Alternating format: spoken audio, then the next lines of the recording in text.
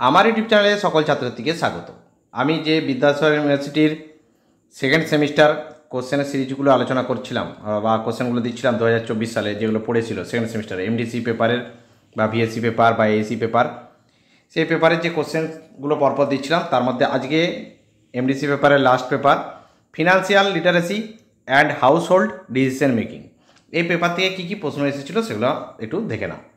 তো বলে দিচ্ছি, 40 নম্বরের ফুল মার্কসের পরীক্ষা, 2 ঘন্টা সময়। তো কোশ্চেনগুলো কী আছে একটু দেখে নাও। ভিডিওটা ভালো লাগলে অবশ্যই একটা লাইক করে দিও। চ্যানেলে নতুন হলে অবশ্যই চ্যানেলটা সাবস্ক্রাইব করে পাশে নোটিফিকেশন আইকনটাই ক্লিক করে রেখো।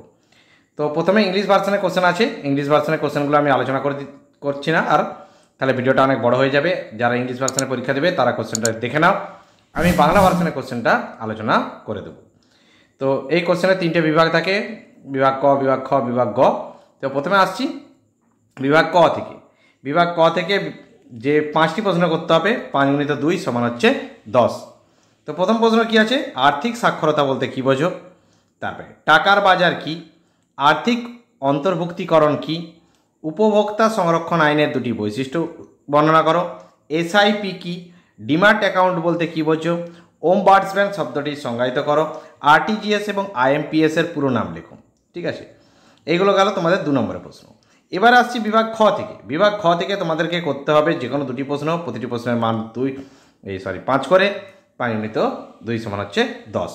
তো প্রথম প্রশ্ন, মুদ্রা MUDRA মুদ্রা এর উপর একটি টিকা লেখো। তারপরে পূর্ণরূপ লেখো, IRDA, তারপরে PMJJBY, ACBI, NEFT, তারপরে TPA। ঠিক আছে, 5টি ফুল ফর্ম লিখে দিলে 5 কিন্তু। তারপরে পরে কোশ্চেন, সংক্ষেপে সেবির কার্যাবলীগুলি আলোচনা করো। সেবির যে কার্যাবলী, আমাদের যে স্টক এক্সচেঞ্জকে যারা নিয়ন্ত্রিত করে বা নিয়ন্ত্রণ করে। ঠিক আছে, তারপরে আসছি যে বিনিয়োগ এবং স্পেকুলেশনের মধ্যে পার্থক্য লেখো। ক্লিয়ার? এবার আসছি বিভাগ গ থেকে। বিভাগ গ থেকে তোমাদেরকে এখানেও করতে হবে 2টো প্রশ্ন, 10 × 2 = 20। তো প্রথম কোশ্চেন, আর্থিক পরিকল্পনা বলতে কী বোঝো? ডিজিটাল ওয়ালেটের সুবিধাগুলি লেখো। তারপরে NEFTর ধারণা সম্পর্কে লেখো, আর ডিজিটাল পেমেন্টের ঝুঁকিগুলি সম্পর্কে আলোচনা করো। আসছি পরে কোশ্চেন, সংক্ষিপ্ত টিকা লিখতে বলেছে। 2টো টিকা দেওয়া হচ্ছে, জাতীয় পেনশন স্কিম এবং পারিবারিক সিদ্ধান্ত গ্রহণ। আর লাস্ট কোশ্চেন, জনধন অ্যাকাউন্ট বলতে কী বোঝো? ইয়ার গুরুত্বগুলি। ক্লিয়ার?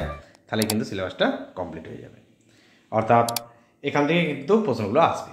তো এখানে প্রশ্নটা শেষ হলো। ভিডিওটা ভালো লাগলে অবশ্যই একটা লাইক করে দিও। চ্যানেল নতুন হলে অবশ্যই চ্যানেলটা সাবস্ক্রাইব করে পাশে নোটিফিকেশন আইকনটাই ক্লিক করে